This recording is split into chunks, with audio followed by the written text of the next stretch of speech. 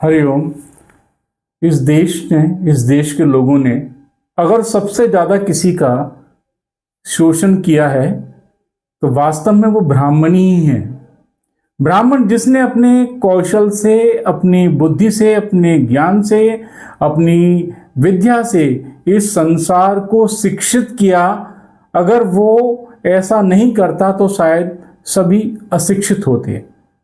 और आज यही देश के लोग ब्राह्मणों को कोसते हैं और उनके विरुद्ध इकट्ठे हो जाते हैं। और सिर्फ ब्राह्मणों की वजह से ही देश में आपने आरक्षण को लागू कर दिया ताकि ब्राह्मण आगे ना आ पाए, लेकिन कोई रोक नहीं पाएगा।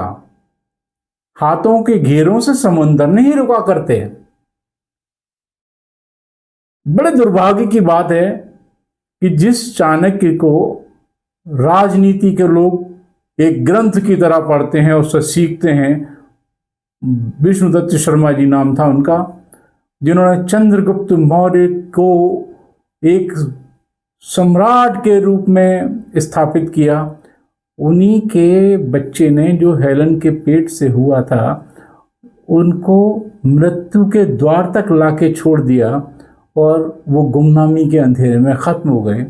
आज कितने लोग जानते हैं कि चाणक्य जो हैं, कौटिल्य जिनका नाम था, उनका क्या योगदान है इस समाज को, इस अखंड भारत को बनाने में?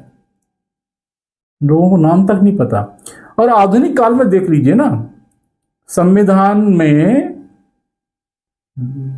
वेनिकल नरसिंह राव, जिनको BN राव के नाम से जाना जाता है, संवैधानिक सलाहकार, मुख्य सलाहकार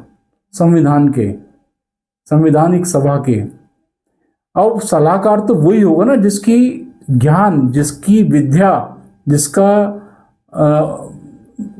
एक्सपोजर और लोगों से ज़्यादा होगा, जो परामर्श दे सकता है। परामर्श कौन देता है? जो एक्सपर्ट होता है, निपुण होता है। सारा कुछ आपने बनाया।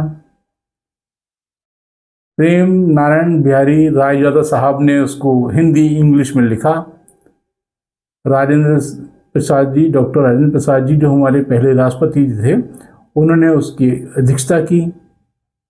और मलाई कौन खा गया? जो कि रबर स्टाम्प। अरे आज हम BN राव जी का नाम लेते पे क्यों सकुचाते हैं? क्यों नहीं हमको यथोचित सम्मान देते? क्यों नहीं संविधान में उनका भी मुख्य पृष्ठ पर नाम आता कि हाँ भाई, ये आदमी संवैधानिक सभा का मुख्य सलाहकार हैं? क्या उनके नाम पर आपने किसी शहर को बसाया? कितनी जगह उनकी आपने मूर्ति लगाई? अरे हम चंद्रशेखर आजाद जी जैसे लोगों को, जो कि ब्राह्मण थे, प्रयागराज आज भी उनकी अल्फ्रेड पार्क उनकी गवाही देता है बलिदान की। उनकी माँ बर्तन मांजते खत्म हो गई, किसी ने पूछा तक नहीं, क्योंकि वो ब्राह्मण थी।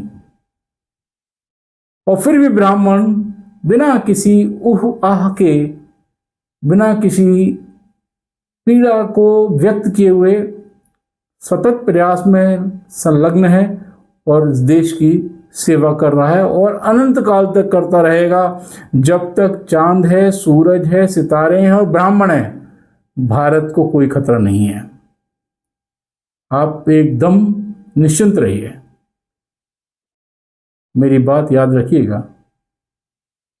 आपकी जय हो, धर्म की जय हो, सनातन धर्म की जय हो, भारत माता की जय हो।